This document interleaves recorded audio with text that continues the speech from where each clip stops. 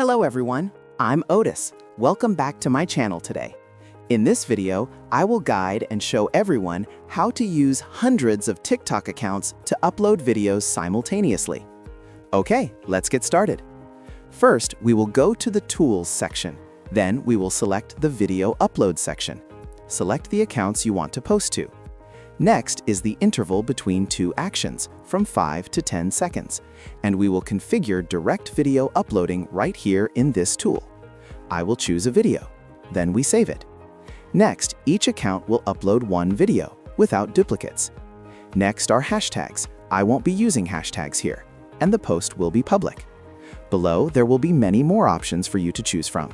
There. Once completed, you just click Start. The tool will then automatically open these TikTok accounts and upload videos for you. There.